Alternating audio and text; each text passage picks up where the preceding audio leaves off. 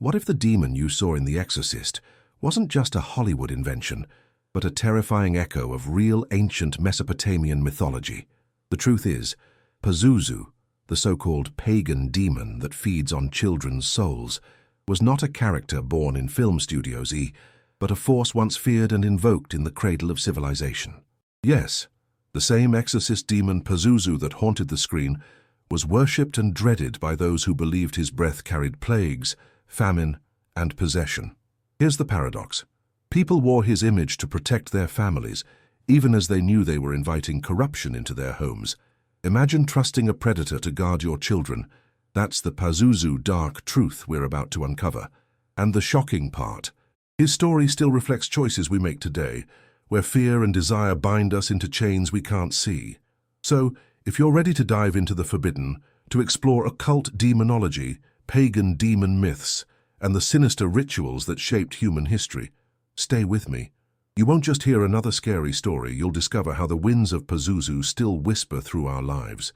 Before we begin, make sure to subscribe to the channel, hit the like button and turn on notifications. That way, you'll never miss the hidden truths, the forgotten myths, and the sinister demon stories that reveal what really lurks in the shadows of history. What if the desert winds weren't just a force of nature, but a carrier of hunger and forgotten memory? Travelers once believed that every gust had eyes, every swirl of dust a voice. They felt the PAZUZU demon breathing through the air, not as a myth from some occult demonology, but as a living presence hiding in plain sight. The wind could cool the skin, but it could also sting the lungs, leaving people with the impression of being watched. It wasn't coincidence. Ancient priests claimed the winds themselves were alive, an extension of an ancient Assyrian occult secret that never fully disappeared. In those barren landscapes, silence was never complete. The desert howled at night like a beast, a sound that people described as a chorus of Mesopotamian demons. The nomads, hardened by survival, would tell their children not to trust the whispers after dark, but the sands carried more than echoes. They carried intent. Imagine walking alone, hearing a shift in the dunes, and feeling as if a pair of invisible wings swept past your ear. That sensation, they said, was PAZUZU mythology made flesh, a presence that feeds not on flesh alone, but on the unease you carry home. Every culture finds meaning in the wind, but here the interpretation was darker, sharper. For them, the breeze was not neutral, it chose sides. Sometimes it would slam doors, extinguish fires, or even twist the voice of someone speaking into something unrecognizable. Was that madness, or a sign of forbidden demons riding the air? The ancients leaned toward the latter. They believed that the pagan demons explained their world better than coincidence ever could. Wind didn't just happen, it arrived with purpose, with hunger, with shadow, and hunger was the key. The elders spoke of winds that drained vitality. People would wake exhausted, unable to explain why their spirits felt emptied. They saw this as the invisible hand of the PAZUZU exorcist spirit, the same entity Hollywood later turned into the Exorcist movie Real Demon. Except the ancients weren't watching films, they were fighting for their lives. If your crops failed after a hot season of violent winds, it wasn't weather. It was possession by the sky itself, orchestrated by a demon that feeds on souls. To survive, they had to develop rituals. Amulets, incantations, and whispered prayers were carried like weapons against this force. But even protection came with a paradox, for invoking a spirit to defend against others was never without cost. The forbidden demonology of these winds taught people that every spell was a contract, and contracts never favored mortals. Some parents wore charms against pagan demon myths, believing their children were safer under PAZUZU's shadow, while secretly fearing the very name they invoked. Think about how unsettling this is, a protector who is also the predator. The wind was a message and a messenger, delivering both relief and ruin.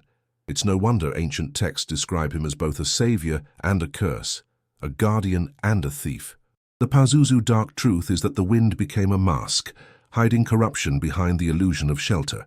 A breeze could mean the difference between life and death in the desert, but to trust it was to gamble with forces you could never fully control. And so every gust became a question. Was it nature or was it possession? This is where the tension lies, because once you start doubting the wind, you begin to doubt your own senses. The ancients walked under skies where every movement of air was suspect, and they lived in the paradox of fearing what they also depended on. That's the trap PAZUZU set long before priests carved his image into amulets. But to understand why he was both feared and welcomed, one must step into the birthplace of his legend, where the very roots of ancient Mesopotamian mythology first carved his name into stone and sand.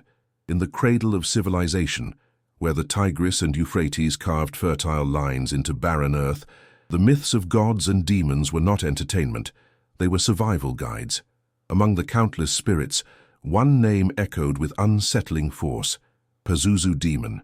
His legend was carved into tablets, whispered in rituals and feared in silence. People of that age didn't distinguish between myth and reality. To them, Babylonian demon gods were as real as the sun that scorched their fields. PAZUZU stood out, not just as another spirit, but as a paradox, an entity who embodied both salvation and corruption. The heart of ancient Mesopotamian mythology was filled with contradictions. Kings built temples to gods of fertility, yet also commissioned amulets against famine. Families prayed for protection, yet kept charms of terrifying spirits in their homes. PAZUZU emerged right in the middle of this chaos. He wasn't adored like Marduk, nor adored like Ishtar. Instead, he was invoked reluctantly, like a bitter medicine. People didn't want to honor him, but they feared the consequences of ignoring his shadow. In that tension, he became more powerful than many gods combined. Imagine a farmer watching the sky darken with storm winds. To modern eyes, it's weather. But to Mesopotamians, it was a stage where Mesopotamian demons danced. They knew PAZUZU's breath carried drought, plague, and hunger. Yet in an almost absurd twist, they wore his likeness to repel Lamashtu, another force feared for stealing infants.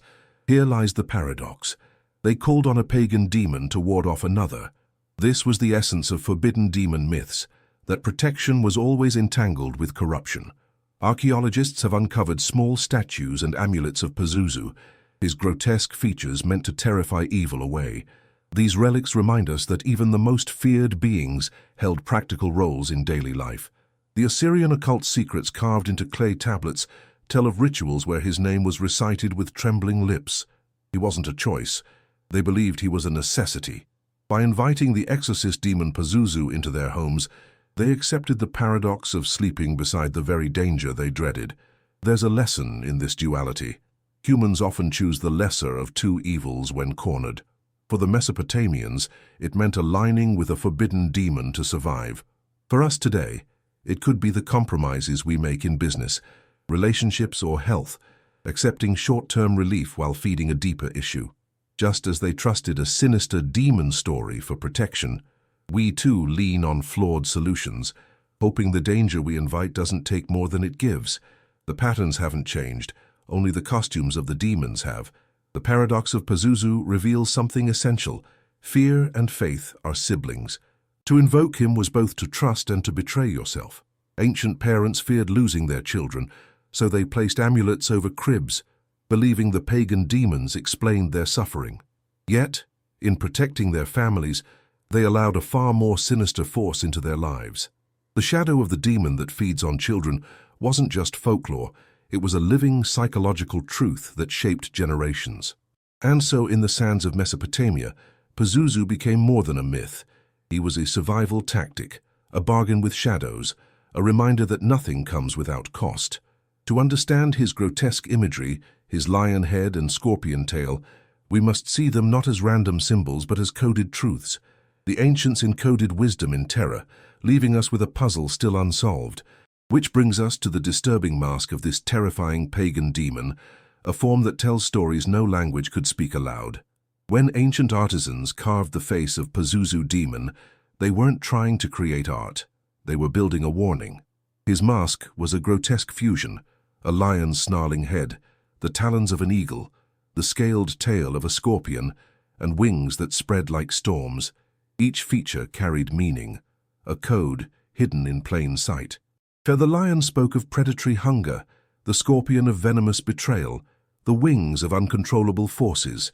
To the people of ancient Mesopotamian mythology, his form was not random. It was a text, a dark occult knowledge inscribed in flesh and bone. Look closely at his face, and you'll see more than terror. The wide eyes suggested he saw beyond mortal sight, a reminder that nothing escaped the Assyrian occult secrets. The hooked nose resembled the desert vultures, scavengers that fed on the dying. His body was both human and beast, a bridge between chaos and reason. This composite nature mirrored the belief that Babylonian demon gods weren't bound by human logic. They could embody contradictions, both destroyers and protectors, without ever needing to explain. His very form was a lesson in forbidden paradox. The ancients believed symbols carried power, and PAZUZU's image was a weapon. Amulets showed his mask not to glorify, but to terrify. To wear it was to acknowledge that evil itself could guard against worse evils. Think of it as carrying poison to fight poison. It's unsettling, but it worked in their worldview. The grotesque mask was like a contract, an invocation of forbidden demonology that both repelled and invited corruption. It was protection with a hidden price, a choice wrapped in paradox, one that countless families made every day. This grotesque imagery also fed into a cultural memory. When stories of sinister demon stories spread, people could point to the amulet, saying, "This is the face of the wind that howls at night." For children, the image became a warning not to wander. For adults, it was a reminder that the pagan demons explained their suffering. And for priests, it was a tool, an object that could be used in rituals to direct fear into obedience.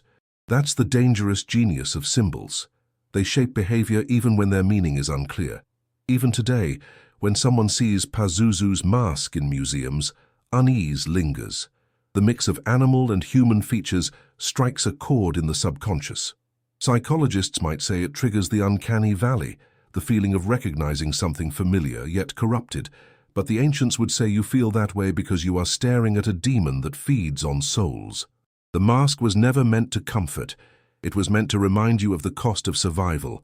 To gaze upon it was to confront the PAZUZU dark truth head-on. What makes this even more fascinating is how the image traveled through time. From clay amulets in Babylon to cinematic horrors in The Exorcist, the mask of PAZUZU has always been a bridge between myth and fear. In the film, audiences trembled before the exorcist demon PAZUZU, not realizing they were staring at an ancient face sculpted thousands of years earlier. This continuity proves that the human psyche hasn't changed. We still respond to the same shapes, the same hidden codes of occult pagan spirits, as our ancestors did. The mask is not just a relic, it is a mirror. It reflects the parts of ourselves we'd rather not see. Hunger, fear, betrayal, corruption.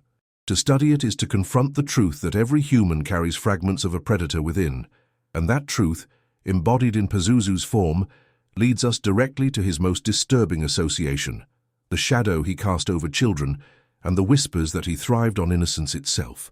In the heart of every myth lies a fear too primal to ignore, and with PAZUZU demon, it was the shadow cast over children. Parents in Mesopotamia whispered his name not in worship, but in trembling caution. They feared rival spirits like Lamashtu, who preyed upon newborns, but in invoking PAZUZU, they believed they were trading one threat for another. This is why the legend of the demon that feeds on children became so chilling. It wasn't only about protection, it was about survival at a terrible cost. The cradle became both sanctuary and battlefield, where pagan demons explained the fragility of life itself. Imagine a mother in ancient Babylon, rocking her child as the desert wind howled outside. She holds an amulet of PAZUZU, hoping it will scare away Lamashtu. But deep inside, she wonders if she has invited a worse danger into her home. This paradox, recorded in ancient Mesopotamian mythology, tells us that fear can drive people to dangerous bargains. They believed in forbidden demons, not because they wanted to, but because every gust of wind and every fevered cry of a child reminded them they had no other choice. That is the sinister brilliance of PAZUZU's legend. This haunting association turned the figure of PAZUZU into more than a myth. He became a constant presence in family life. To place his image above a crib was both a prayer and a gamble. The PAZUZU dark truth is that parents may have been feeding his hunger while trying to starve off another predator. It's like handing your soul to a wolf to protect you from a serpent. You're alive for the moment, but you've placed your future in the jaws of something just as deadly. The forbidden demonology of Mesopotamia reveals how desperation can twist logic into dependence. And here's where the story cuts deeper. The association of PAZUZU with children wasn't limited to spiritual folklore, it was emotional reality. Losing a child was tragically common in those times, so the amulets, chants, and rituals weren't just superstition, they were therapy, coping mechanisms against grief. The terrifying part is that people believed their children's souls could actually become food for demons that feed on souls. To wear PAZUZU's image was to gamble with the very essence of innocence, as if making him both protector and predator at once. If we pull this into modern life, the lesson still resonates. How often do parents today rely on things that promise safety but hide danger? It might be technology or medicine taken without thought, or even blind trust in institutions. The ancients feared sinister demon stories because they embodied the same dilemma. We protect our children while exposing them to new risks. The exorcist demon PAZUZU in Hollywood reminds us that the fear is timeless. Whether carved into clay or projected onto a screen, the threat remains the same. Innocence is never safe from the hungry. The presence of PAZUZU over children also explains why his image has such lasting horror. Our demon tied to war or famine is terrifying, yes, but one tied to childhood strikes deeper. It claws at the most universal fear, the loss of innocence, the helplessness of protection. That's why occult documentary demons often revisit his myth. They aren't just exploring ancient rituals, they're tapping into humanity's deepest wound. Every society fears for its young, and PAZUZU became the shape of that fear in the Babylonian demon god's pantheon. So when the ancients whispered of a shadow over their children's beds, it wasn't just metaphor. It was a lived terror, a nightly gamble that survival required invoking a terrifying pagan demon. And as haunting as that sounds, this paradox only deepens when we look at how PAZUZU became both shield and corrupter, protector and parasite.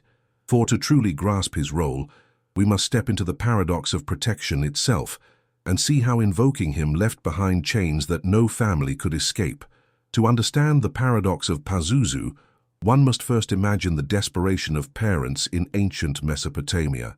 They were terrified of Lamashtu, a she-demon who preyed on infants, and so they turned to PAZUZU, the PAZUZU demon, for protection. Amulets bore his grotesque image, placed above cribs as guardians. Yet by invoking him, they weren't simply asking for help, they were inviting a predator inside their homes. This is where the true PAZUZU dark truth lies. The very act of seeking safety created exposure to corruption. The protector and destroyer became the same figure. The irony is striking. In invoking PAZUZU, people believed they were closing the door on evil, but in reality, they were cracking it wide open. The Assyrian occult secrets tell us that no invocation comes without residue, no ritual without consequence. Every prayer, every charm, every whispered plea left behind a spiritual debt. And unlike the gods, who demanded offerings of grain or wine, PAZUZU collected in ways unseen. He thrived on the energy of fear, on the vulnerability of parents, on the silent permission of being invited in through forbidden demonology. Consider how this mirrors our modern choices. We buy security systems, medicines, even apps for our safety, but often they come with hidden costs: anxiety, dependency, surveillance.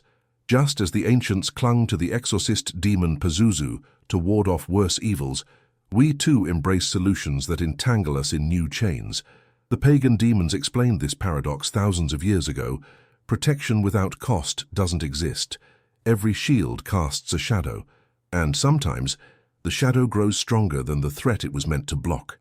The paradox also reveals why PAZUZU stood apart from other Babylonian demon gods. He wasn't adored like a savior, nor shunned like a pure destroyer. He was tolerated, negotiated with, bargained into daily life. This uneasy alliance made him unique, a forbidden demon who thrived on contradiction. The ancients may not have had the language of psychology, but they understood the power of paradox. They knew fear could bind as tightly as faith, and they embodied this knowledge through the grotesque face of PAZUZU, carved into clay and worn against the skin. Parents might have told themselves they were using PAZUZU, but in reality, he was using them. Every invocation was a subtle surrender. The demon that feeds on souls doesn't walk into your life uninvited. He waits for you to ask him in, disguised as a savior. And in doing so, he feeds not just on your fear, but on your faith. The chains he left behind weren't physical, but emotional and spiritual, woven into generations of belief.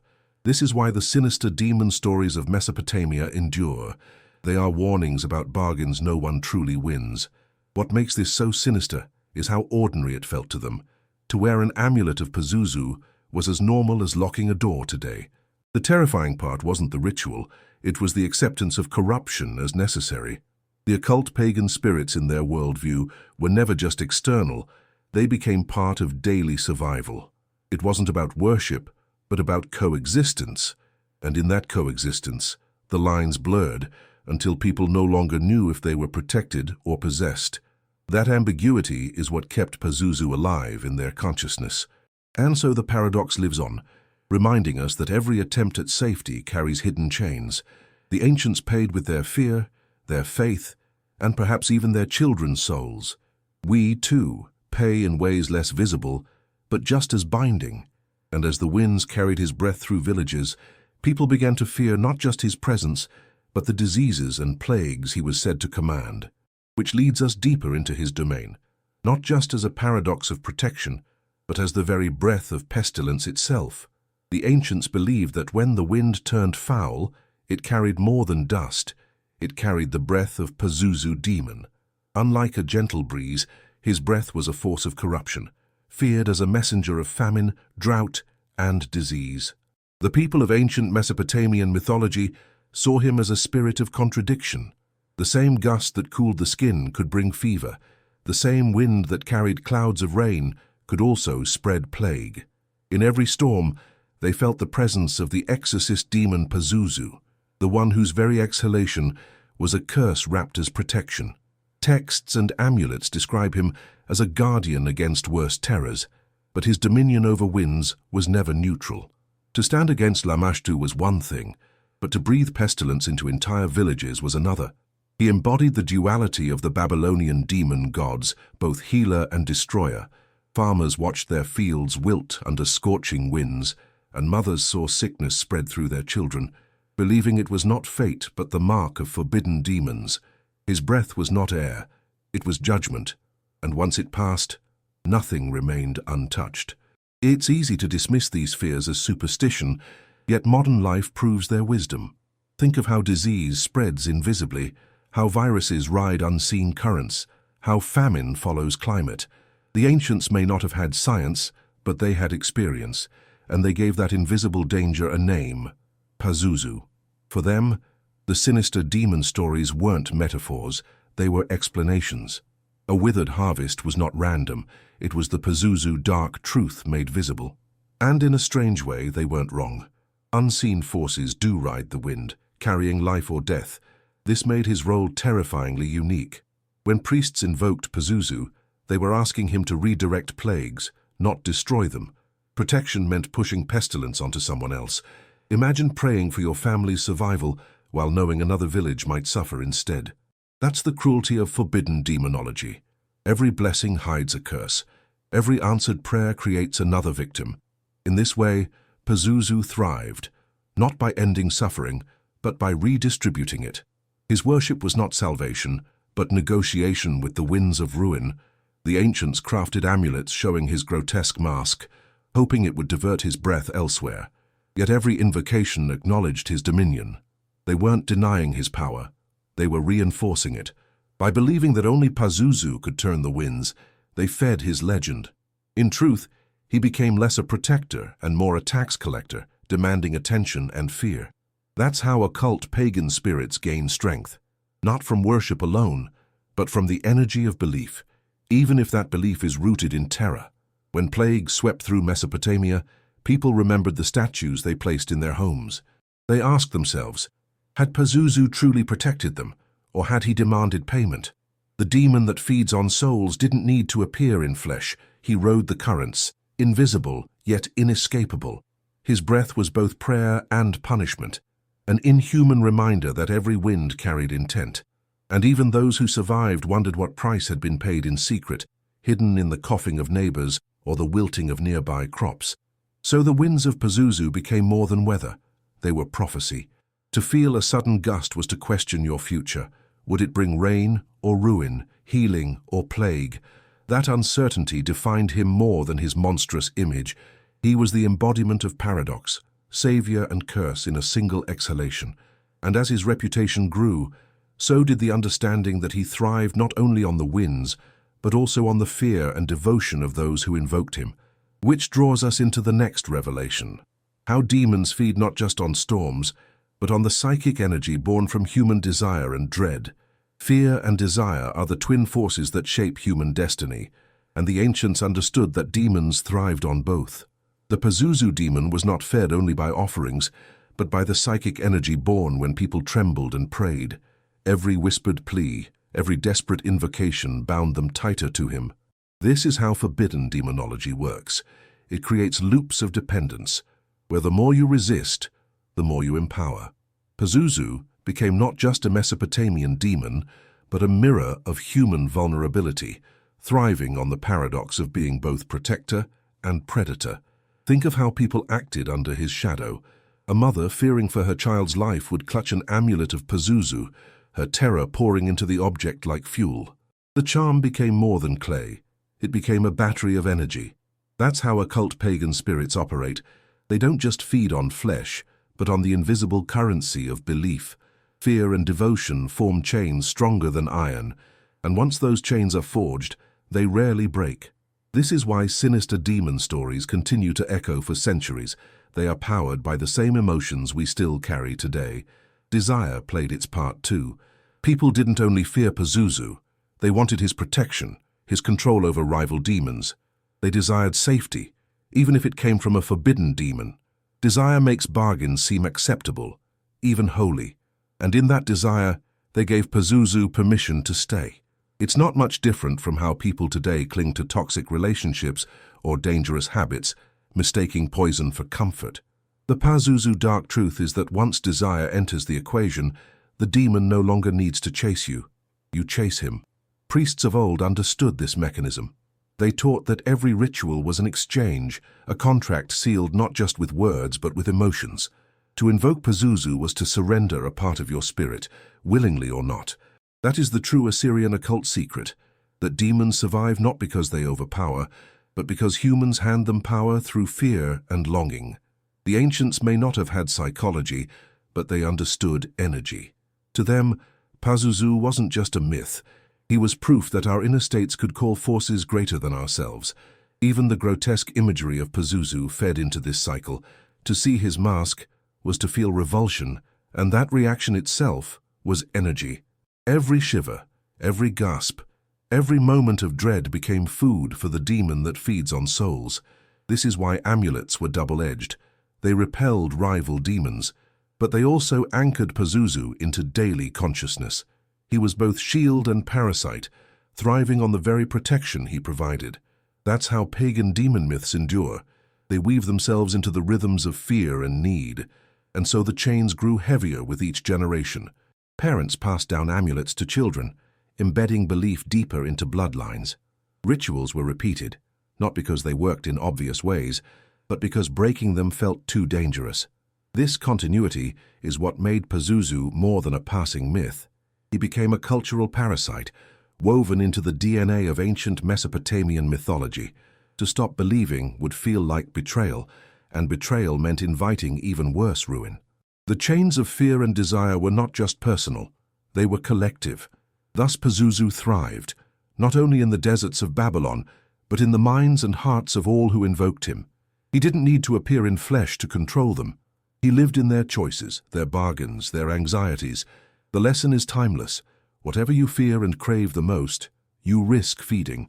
And that's why his story doesn't end with protection or corruption alone.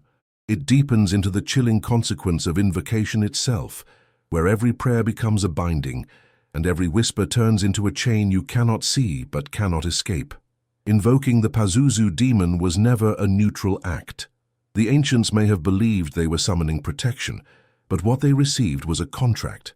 In the world of forbidden demonology, every word, every gesture, every offering is an agreement written in invisible ink. And while humans thought they were in control, PAZUZU was the one collecting the signatures. The consequence was never immediate. It was subtle, like a tax, energy drained, vitality lost, children plagued with nightmares. The real price wasn't gold or grain, it was spirit. The most unsettling truth is that PAZUZU was not a servant, but a collector. To call his name was to open a door, and doors swing both ways. Ancient texts warn that once invoked, he lingered. Not always visible, not always active, but present, watching. That's how Mesopotamian demons worked. They didn't vanish when dismissed. They stayed in the cracks, feeding on the residue of fear and devotion. People believed they were using PAZUZU to shield against Lamashtu, but in reality, it was PAZUZU who was using them. The PAZUZU dark truth is that even silence could not erase the bond. Families who once invoked him often felt a shadow remain, as though something unseen had taken root in their homes. Crops failed, children grew ill, dreams turned violent. These weren't just coincidences to them, they were debts being collected. The demon that feeds on souls doesn't send a bill. He takes what he wants when he wants it. That's why so many rituals focused on appeasement, not dismissal. Once the door was open, it rarely shut again. Modern life mirrors this pattern. How often do we seek protection in things that quietly enslave us? Addictions, toxic relationships, even technology can function like occult pagan spirits, offering comfort while extracting energy. The ancients saw this clearly in PAZUZU's bargains. Every invocation promised safety, but delivered dependency. That's why sinister demon stories endure across cultures. They are warnings, not fairy tales. They tell us that every short-term solution carries long-term chains, and the longer you depend, the stronger the chains become. Priests knew the risk, but even they couldn't resist invoking him. Their rituals became negotiations, not acts of worship. They believed the Assyrian occult secrets gave them leverage, but in truth, they were still bargaining with a force greater than themselves. PAZUZU thrived on that illusion of control. He let people think they held the leash, while in reality, it was he who tightened the knot. The exorcist demon PAZUZU in Hollywood captures this same irony. The priest fights the demon, but the demon dictates the rules of the game. The consequence also extended beyond individuals. Families who invoked PAZUZU often felt the effects ripple through bloodlines. Generational misfortune, patterns of illness, and recurring tragedies were seen as the footprints of forbidden demons that once entered through desperate bargains. The pagan demons explained these patterns as curses, but in truth, they were the natural cost of chains passed down. Once invited, PAZUZU didn't just haunt a person, he haunted a lineage, collecting across time. That was his true power, patience. So, the ancients learned the hard way. To invoke was to be bound. Protection wasn't free and corruption wasn't obvious. The invisible chains he left behind were stronger than any physical shackle, tightening quietly as devotion grew. And as his legend spread, people began to realize he was more than just a household spirit. He was a threshold, a guardian not of life but of debt, which leads us to the greater mystery. What lies beyond that threshold? Where PAZUZU stands as both gatekeeper and predator, holding the line between protection and predation itself.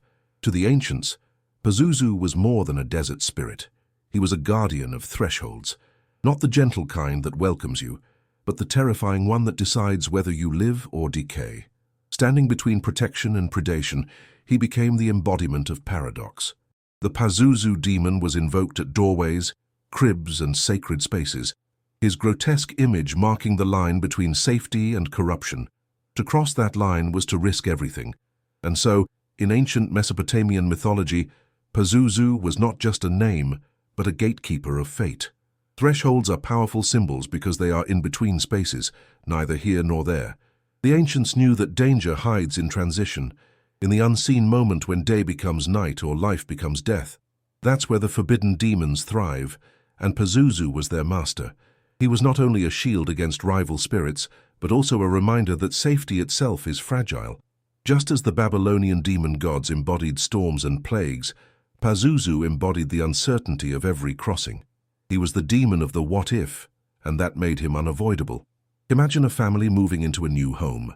Before they crossed the threshold, they placed a PAZUZU amulet at the entrance. It was their way of saying, "This house is claimed." But the irony is clear.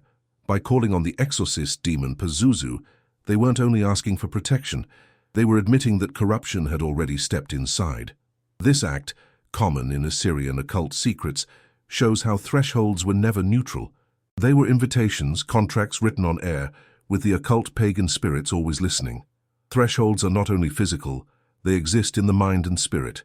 Every time someone moved from fear to faith, or from devotion to desperation, they entered a liminal space where PAZUZU fed. The demon that feeds on souls thrives in uncertainty, because uncertainty generates energy. To stand in doubt is to leak power, and that power becomes sustenance for entities born from paradox. That is why sinister demon stories so often involve crossroads, doorways, and storms. It is in those moments of between that people are most vulnerable. Even today, the concept resonates. We speak of thresholds in modern terms, moments of transition, change, or crisis. Think of how illness strikes when someone is already weakened, or how accidents occur during times of distraction. The ancients would say, these are the footprints of terrifying pagan demons like PAZUZU.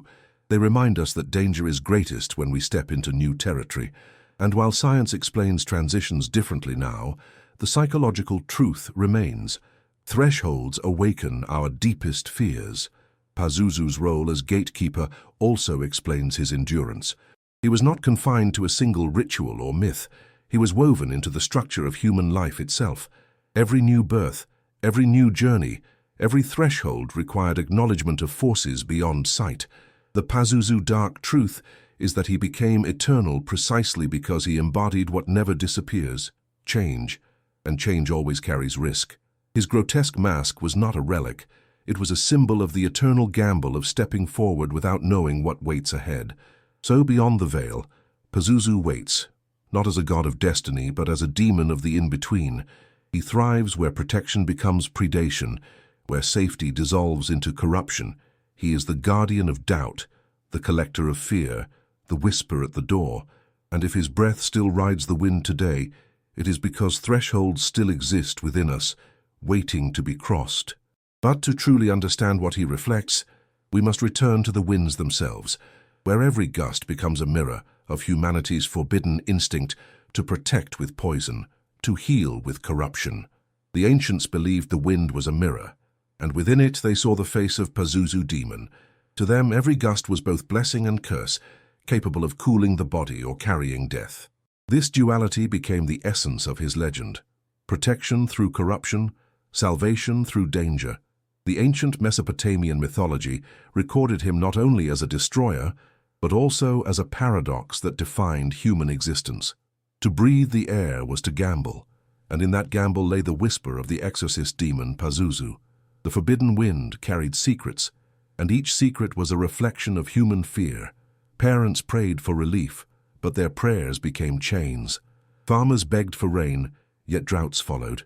The Babylonian demon gods were never silent. They answered, but their answers always demanded payment. And PAZUZU, the most infamous of the Mesopotamian demons, became the symbol of that eternal trade. His breath didn't just rustle the sand, it stirred the soul, forcing people to face the cost of their own desperation. Think of it this way. To invoke PAZUZU was to look into a mirror that showed not your face, but your hidden instincts. The PAZUZU dark truth wasn't only about demons, it was about humanity. To protect through corruption is an instinct that repeats across history. Leaders wage wars in the name of peace. Parents make sacrifices that scar their children. Societies embrace control to feel safe. The ancients expressed this cycle through forbidden demon myths, while we dress it in modern language. Yet the pattern is the same, and the mirror has not changed. This reflection also explains why his legend refuses to fade. From amulets buried in ruins to Hollywood's portrayal of the Exorcist movie Real Demon, PAZUZU continues to surface because he embodies something timeless. He is the demon that feeds on souls, and yes, but more importantly, he is the echo of choices humans make when cornered by fear. That's why documentaries still explore occult demonology, why storytellers revisit his grotesque form, and why audiences shiver at his name. The reflection is not about him, it's about us. In that mirror, one sees the eternal human paradox: to save through sacrifice, to heal through poison, to protect through corruption. This is why the ancients carved his image so obsessively. They weren't only trying to keep him out, They were acknowledging that part of him already lived within. The pagan demons explained their own contradictions better than philosophy ever could, and PAZUZU, standing at the center of storms, became the perfect symbol of the forbidden truth we still carry in our bones. Even today, when the wind shifts unexpectedly, the imagination stirs. A sudden gust slams a door, extinguishes a flame, whispers through the trees, and we shiver. Rational minds blame coincidence, but deep inside, something older whispers otherwise. The sinister demon stories of old remind us that superstition is not weakness but memory. It is memory of a time when the occult pagan spirits rode the air, teaching us that the invisible has teeth, and maybe, just maybe, those teeth still bite when the veil is thin. So PAZUZU is not only a relic of clay tablets or ancient chants, he is a living reflection of humanity's forbidden instinct. The willingness to invite poison as medicine, to invoke shadows as shields, to gamble innocence for survival. That is why the winds remain haunted. For in every gust, there may still be a whisper, a reflection, a reminder that the breath we draw carries more than oxygen. It may still carry the echo of a terrifying pagan demon who never truly left. Now that you've seen the hidden face of PAZUZU demon, ask yourself, what bargains have you made in your own life? How often have you chosen the illusion of safety, only to find yourself chained to something darker? The ancients turned to the exorcist demon PAZUZU to protect their children, and in doing so, they invited corruption into their homes. Are we any different today when we trade freedom for comfort, or truth for convenience? What if the winds you feel aren't just weather, but reflections of choices you've already made? Do you recognize the chains of fear and desire that still bind you? These are not just stories from ancient Mesopotamian mythology. They are mirrors of your own life. And maybe, just maybe, the shadow of the pagan demon myths isn't only in history books, but in the daily decisions you repeat without question. So I'll leave you with this. Will you keep feeding the demon that feeds on souls, or will you finally break free from the forbidden bargains? The winds of PAZUZU whisper, but it's up to you whether you listen or resist. If this awakens something in you, share your thoughts in the comments. Tell me what fears or chains you recognize in your own life. And don't forget, subscribe to the channel, hit the like button, and turn on the notification bell so you never miss another dive into sinister demon stories and the dark truths hidden behind forgotten myths.